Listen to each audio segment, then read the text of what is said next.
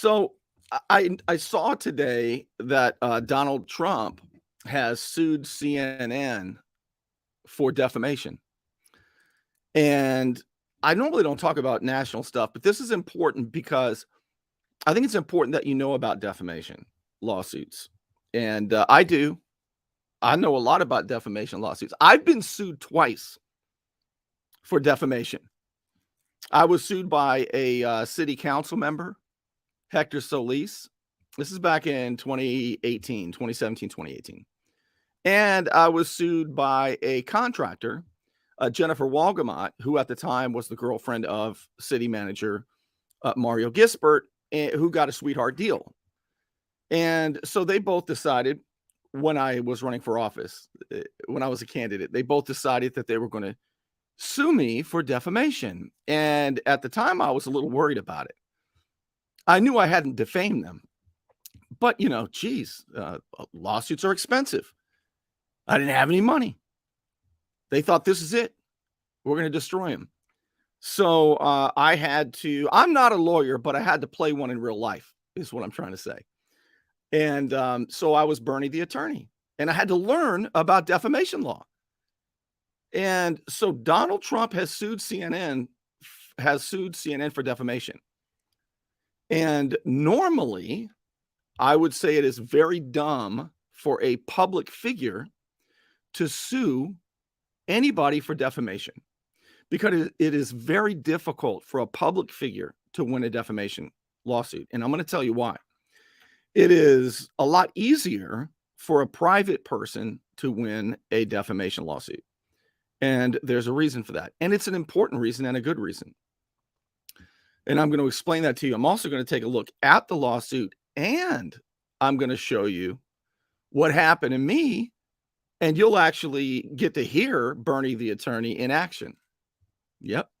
I deposed Councilman Hector Solis, and I did it on video, and it's on YouTube. See, what happened was back in 2016, I believe, he ran for city council saying that he was a retired federal law enforcement officer, and I couldn't find any evidence of it. So I would go to the meetings all the time and ask him to prove it. I would show my ID. I was a former Air Force captain. I'd show my ID and I'd ask him for some sort of verification because I don't see it anywhere. And I asked him for about a year. I'd ask him at the meetings. I'd ask him when the meetings were over. I'd ask him all the time on Facebook. And so he sued me for defamation. He's a public figure. He sued me for defamation. Said I was disparaging his career, his career and defaming his character and so on and so forth. So we went to court. It was unbelievable. I mean, he was firing off motions all the time. It was so stressful. But what I had on my side was the truth. The truth.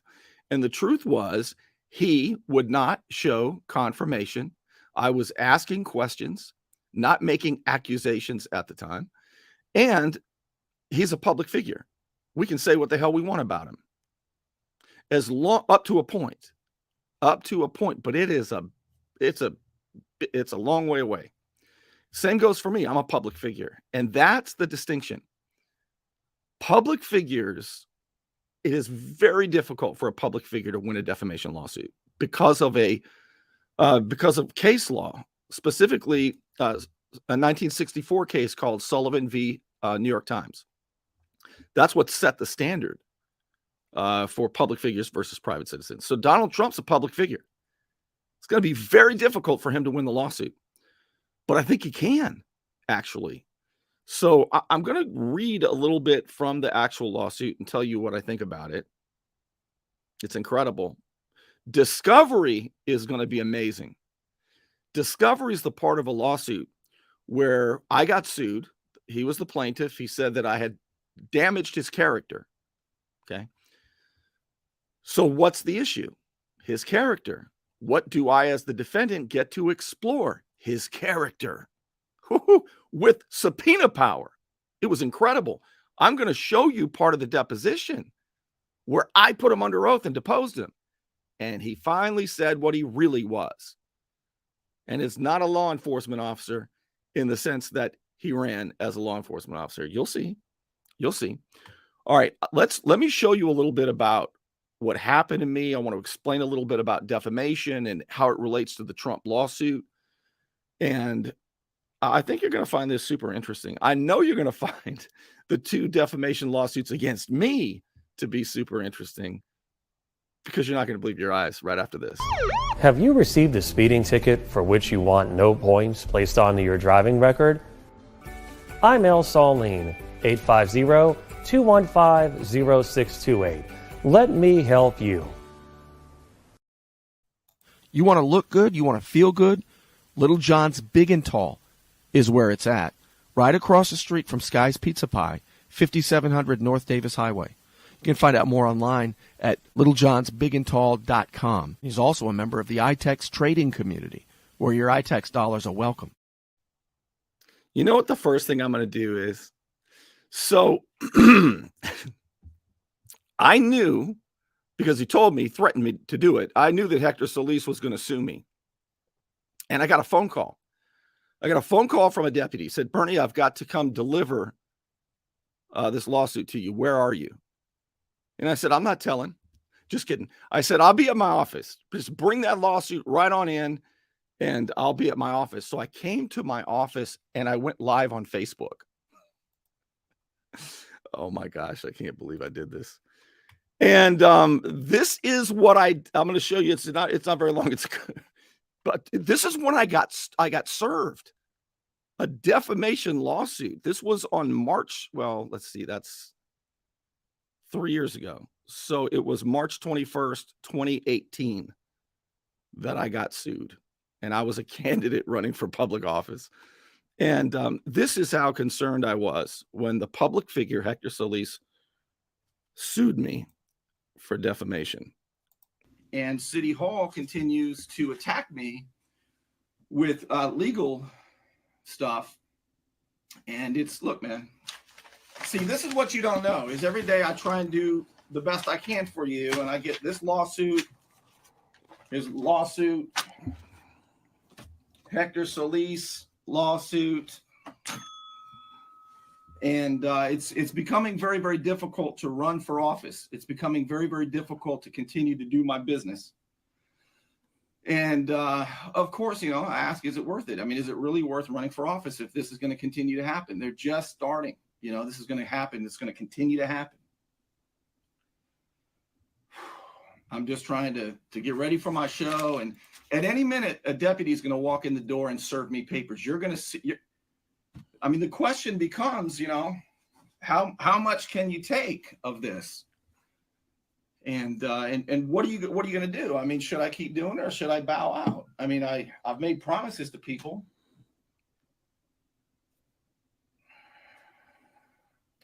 All right, hell with it. Let's keep going. I decided to hell with it.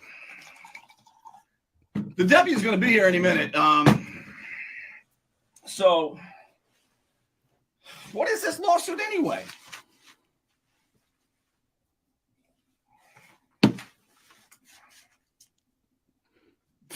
I knew about that one already.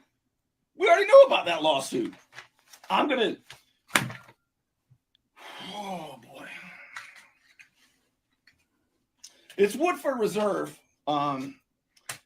Little apple juice. It's the only time I get any vitamin C around here. The deputy is going to be here any minute to serve me papers.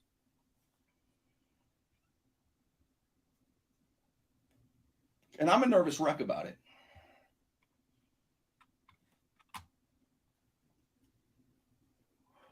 Now, you may have heard that on occasion, I enjoy a cigar and a little, this stuff here, are you sure this is straight? They're going to serve me any minute.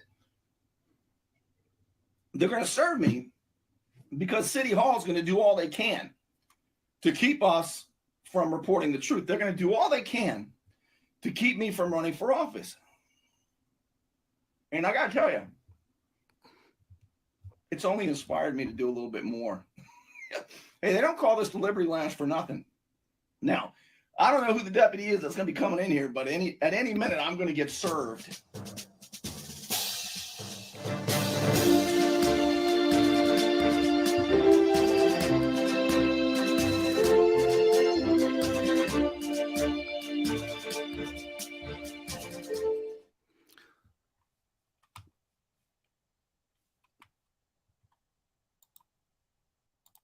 All right, I I guess I'd cut it off. I guess I cut it off before he walked in, but the actual feed, the live feed, he actually came in and served me while I was drinking whiskey and enjoying a cigar. And anyway, the lawsuit, Hector Solis sued me for defamation, and boy, he was sending me. Let's see, he was sending me motion after motion. I tried to have it dismissed. The judge Fensom wouldn't dismiss it. So Hector wanted all kinds of stuff. He wanted to know my sources. He wanted to get all the people who were donating to the show. They wanted everybody to attack, right? But I decided what I would do is just depose him first, send a subpoena, put him under oath, put a camera on him, and find out, was he really a federal law enforcement officer? Because in a defamation lawsuit, whether you're a public figure bringing it or a private citizen bringing it, in a defamation lawsuit, truth is an absolute defense. All right. So I was asking if he was indeed a federal law enforcement officer. And I got a chance under oath because he campaigned on it. That's what he campaigned on. And this is why it reminds me a little bit, by the way, and why I'm a little sensitive when I see people like Mayor Jesse Nelson saying he has a doctor in leadership. Doesn't have a doctor in leadership, okay? He has a doctor in ministry, and it is a difference with a distinction. He put under oath on the Supervisor of Elections website that he had a doctor of leadership. It's illegal in the state of Florida to do that. You have to make the distinction if it is a religious degree or not. Anyway, I digress. If you're going to run for office on something, you better be that. So was Hector Solis a federal law enforcement officer like he said he was? Well, let's see what he said under oath. You're going to see right now, Bernie the attorney. I didn't know what I was doing. Have you ever deposed anybody? He's got a lawyer sitting right next to him. After I deposed him, though, his lawyer quit a few days later. Who remembers this? All right, let's take a look at what he said under oath.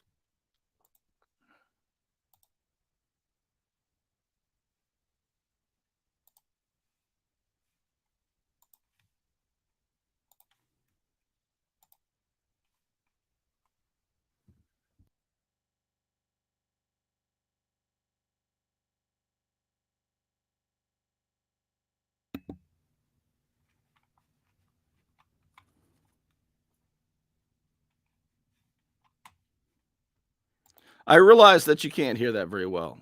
I want to look at your comments. I don't know why. Oh, I know why. Hold on. Let me try this. Let me try this over again. I think I shared it the wrong way. Let me see if I can get this right.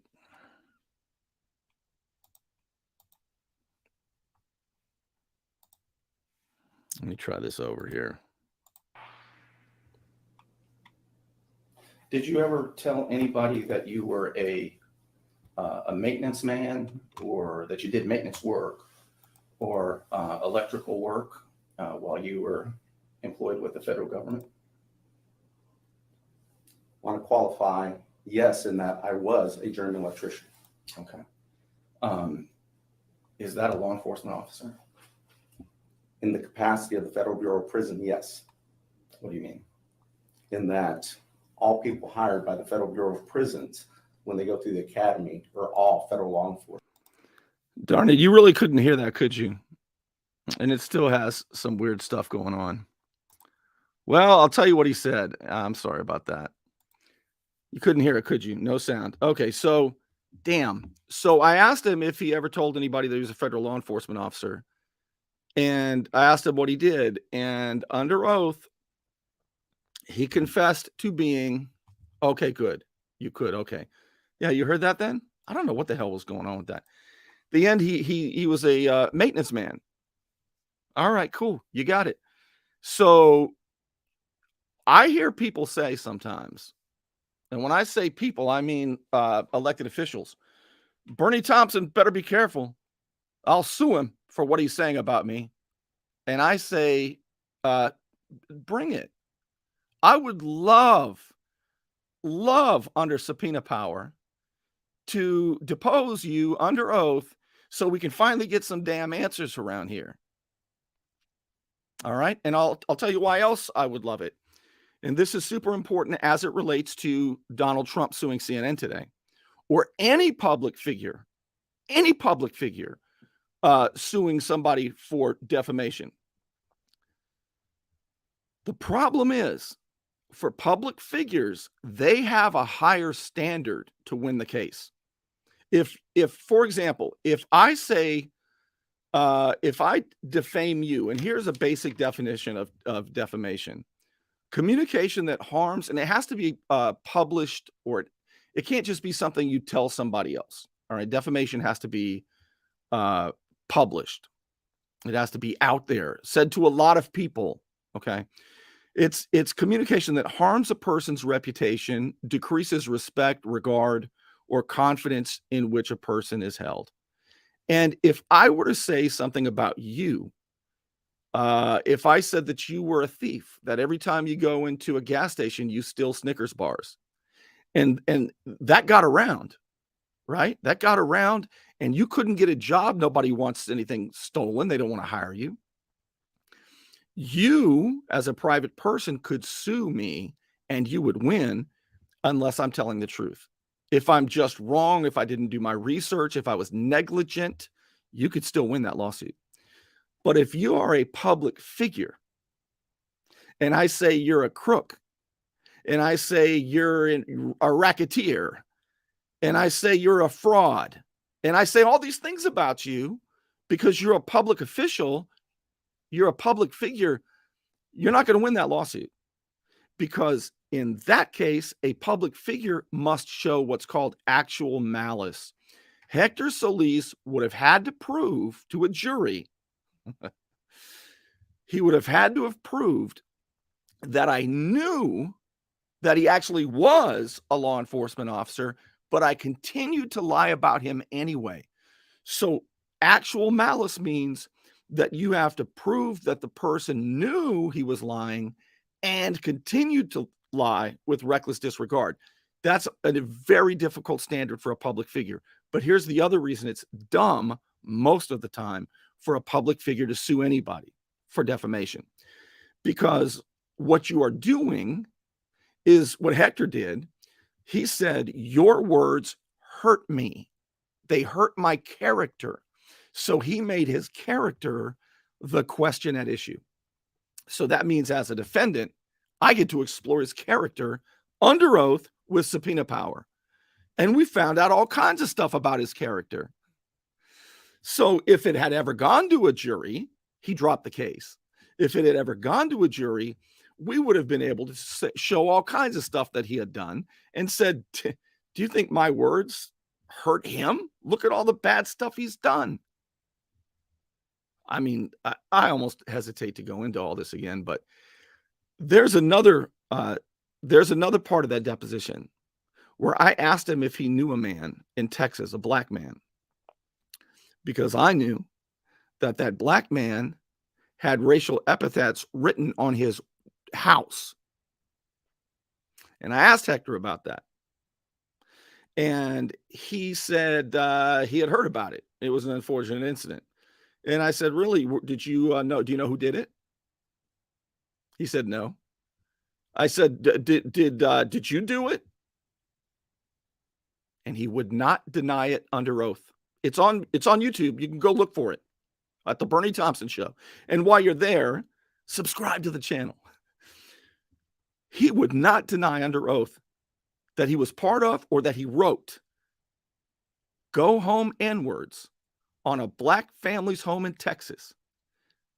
So what I said about him is nothing. What I said about him is, show me that you were a federal law enforcement officer.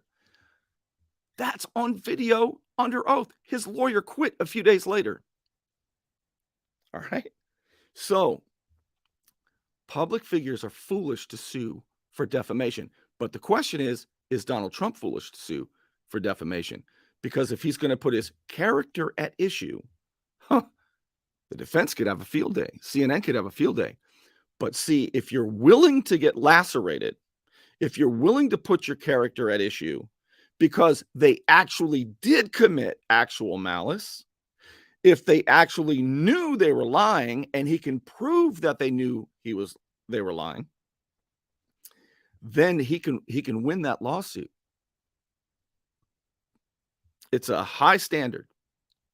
I'm going to show you the lawsuit in a minute. But it's really something. Let me go over a little bit of this. So defamation can take two forms. It can be a spoken form or a written form. Spoken form is slander, written form is libel. So Trump is saying that CNN did both of those two things. It's communication that harms a person's reputation.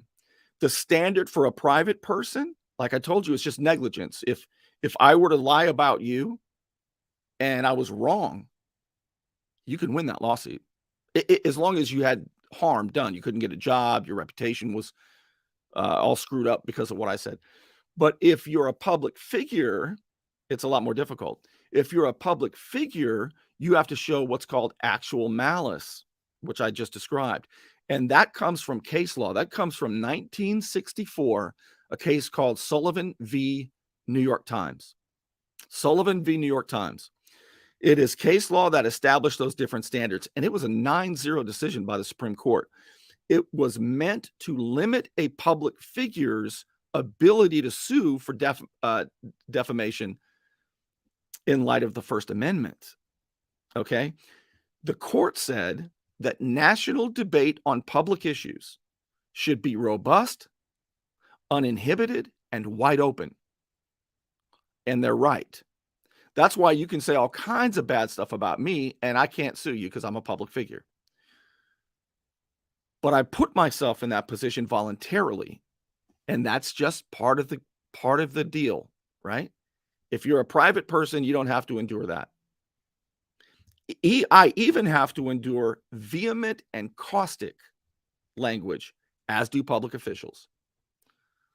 The court said that the common law standard, the standard that applies to you, would result in a rule compelling the critic of official conduct to guarantee that they're telling the truth.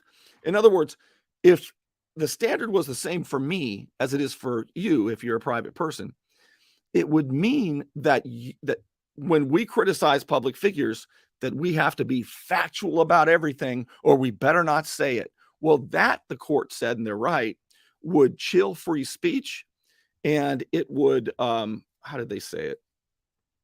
They said free political discussion is necessary to maintain the security of a free republic.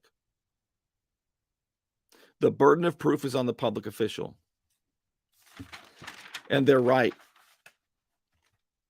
The public official must prove actual malice in order to win. And there are other phases too. Donald Trump could prove that they're liable, that they did it, but he also has to show damages. It hurt me in this way, and this should be the relief that the court grants. This is a lesson by Bernie, the attorney, today, evidently, right? So let me show you something crazy. This is really crazy. The second lawsuit, oh my goodness, that was brought against me for defamation was from Jennifer Walgamot, a government contractor. Now, she's also a public figure. She's what's known as a limited purpose public figure, because my only criticism was really about her boyfriend, city manager Mario Gisbert at the time. But it was also about her a little bit. See, if I only talked about her in the realm of being a contractor who thrust herself in the government, in the public eye, by getting government contracts, she's a limited purpose public figure. She also had that high standard. But these idiots had her sue me. So Hector sued me and she sued me. And she hired a fancy, I'm going to show it to you. She hired a fancy lawyer by the name of Michael Dickey. Michael Dickey he teaches law. He's a law professor. I had to go against Michael Dickey. Everybody said, Bernie, you're toast. You want to see who he is? I'll show you. I mean, this guy, Michael Dickey, he teaches law. And he walked in there with his bow tie. And we had Judge Fensom and later Judge Overstreet. Boy, I tell you what, Michael Dickey came in there looking like this. These people. All right, here we go. So this is Michael Dickey.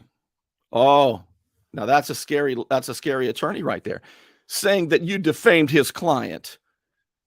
A sweet lady who, you've got a big radio show and you're saying all these terrible things about a sweet lady.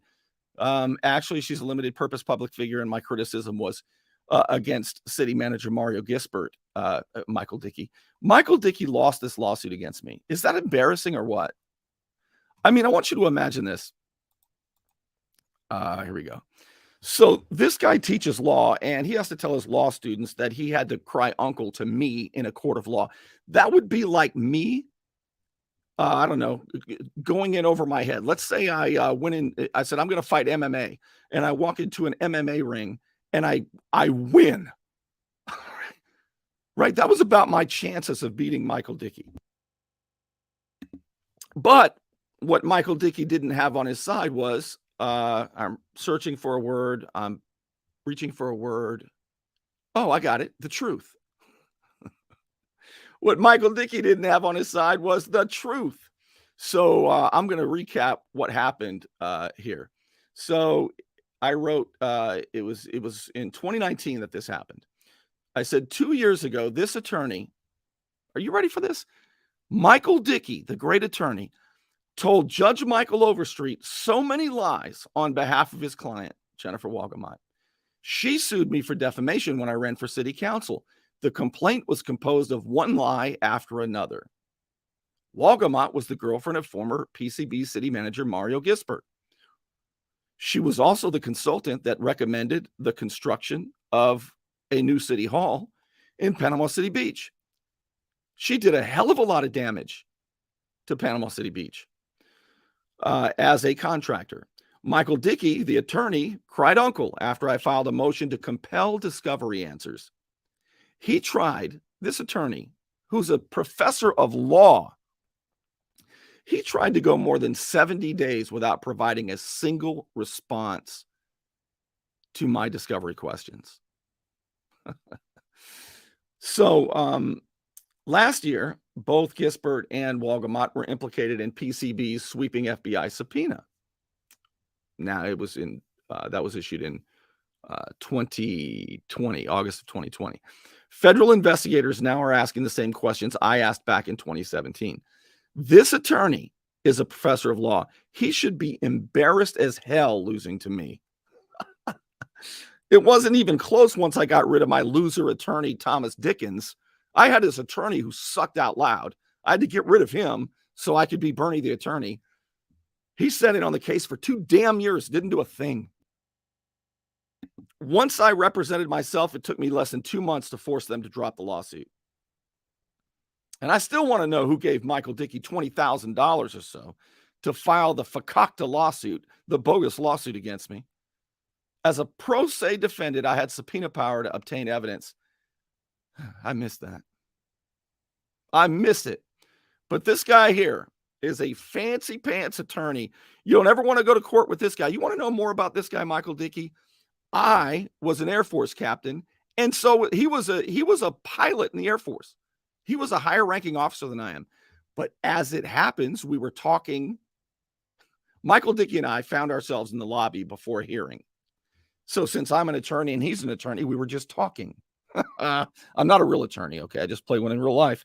So we were sitting there talking like two professionals. Turns out we both went to the same ROTC program in USC in Los Angeles. This guy is a colleague of mine in the U.S. Air Force, an ROTC cadet who took an oath that integrity was where it's at. Okay. And they told lie after lie about me, and he didn't even turn in his discovery. Well, now why do you think that is? Because it was a bullshit lawsuit. That's why. All right. So anyway, I know a little bit about this, is what I'm trying to tell you. So now let's take a look at Donald Trump's lawsuit, and I'll give you my analysis on Donald Trump's lawsuit. But first, can I do this? Can I thank my sponsors again? Don't let back pain and neck pain get you down. Find relief at Brown Chiropractic Center on St. Andrews Boulevard in Panama City. Dr. Sherry Brown helps people heal naturally with chiropractic adjustments and deep tissue massage. Call 769-3777. It's a hot time in Florida, and my friend Ryan could make sure your air conditioning is running at peak efficiency. He could even install a new one, built to a higher standard, American standard. Find out more at pcairrepair.com. All right, let's take a look at the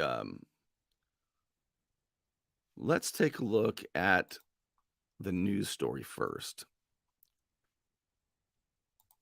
This is a big deal. Trump sues CNN for defamation.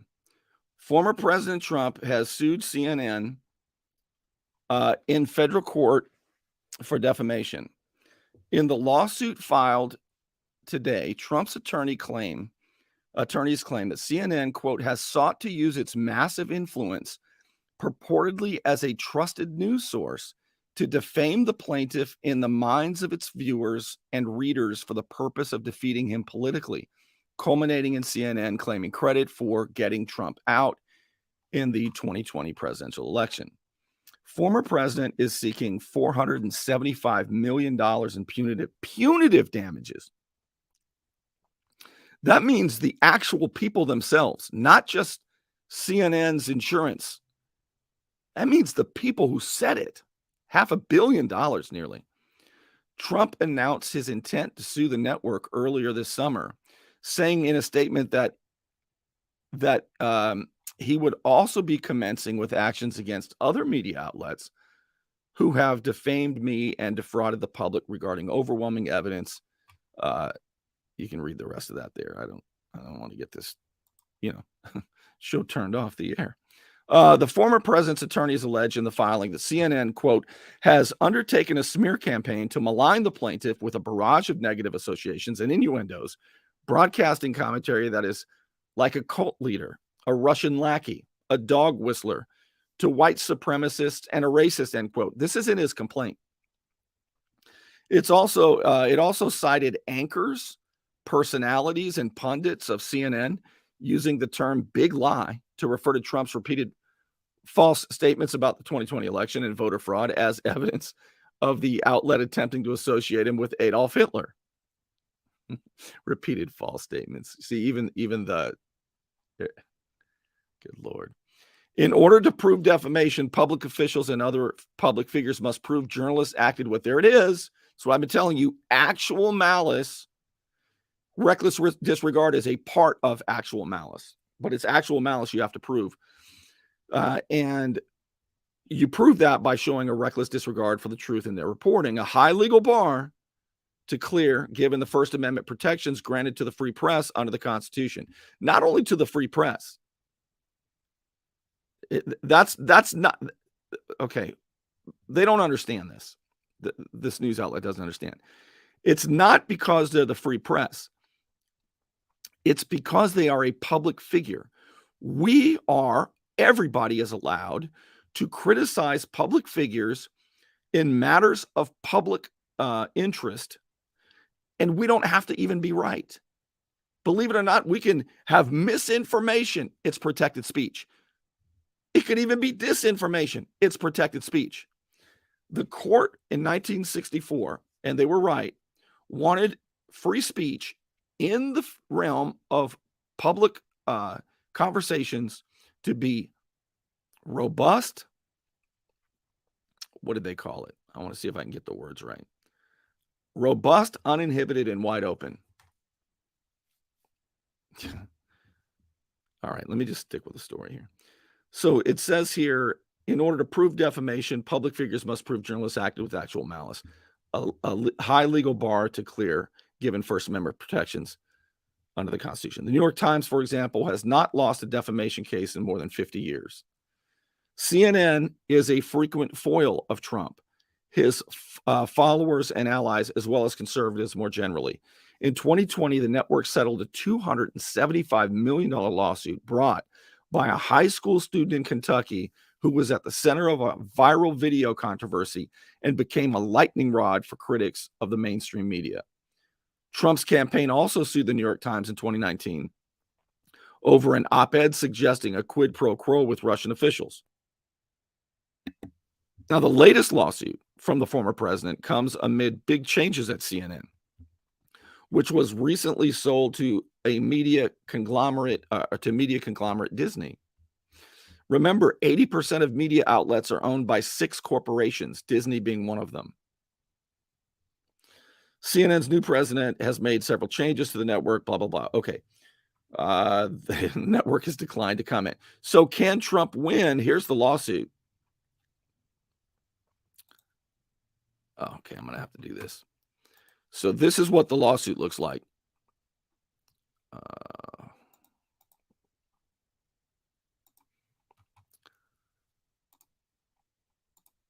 All right.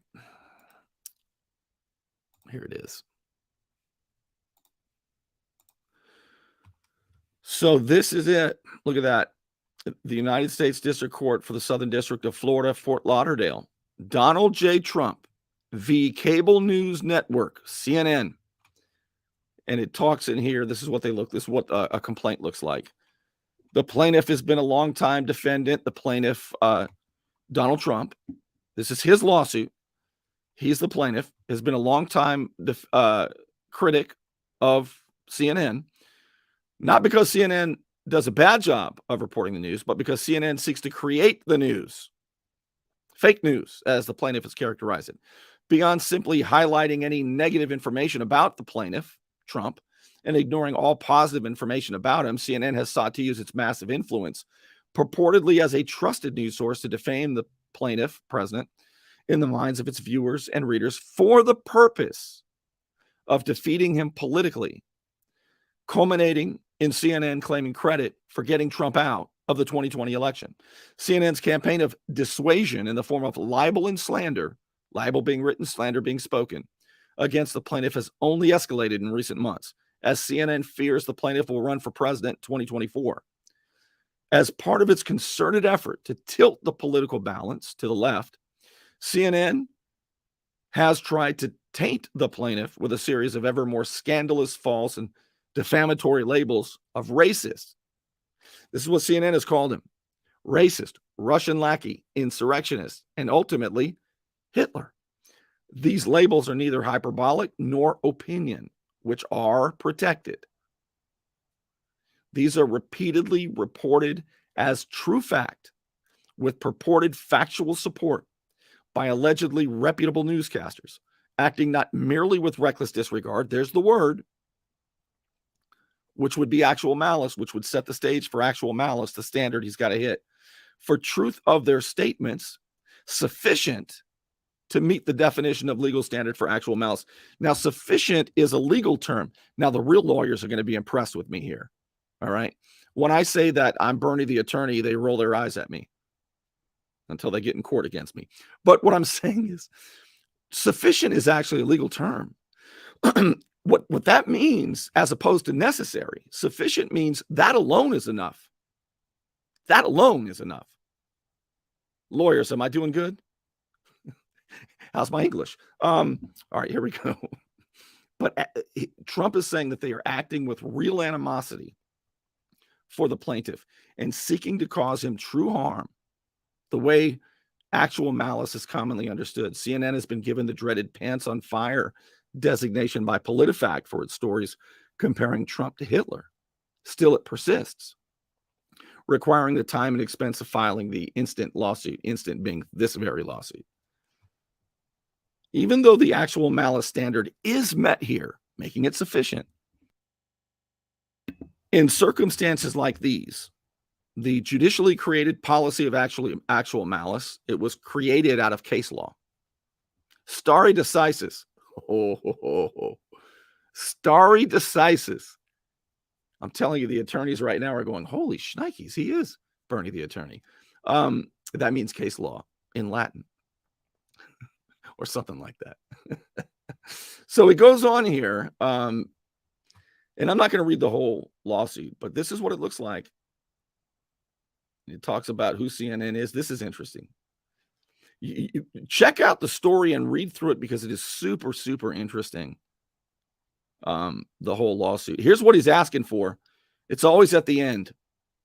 The prayer for relief. Watch, it'll say, oh, wow, look at all the, here's the exhibits. Wow. Look at all the stuff CNN said. Now that doesn't look like news. That does look like actual malice. Wow. All right, so let's get to the end here and see what Trump is asking for if CNN is found liable. Prayer for relief. See, that's what they call it. These would be the damages that he's asking for if they're found liable. Compensatory damages in the amount, in an amount in excess of the $75,000. Okay, that's just the since he's suing for more than that, he's in this particular jurisdiction. All right. If it was less than that, he'd be in a different jurisdiction. Punitive damages. Here's what he wants. Look at that. $475 million in punitive damages. That's to the individuals who said it. All taxable litigation costs, prejudgment interest, trial by jury. Wow. Is that something or is that something? So do I think Donald Trump can win this lawsuit? Normally I say public figures, you don't stand much of a chance to win a lawsuit. Now there are some who do win lawsuits. And by the way, you don't become a public figure because let's say the news covers you and they made you a public figure.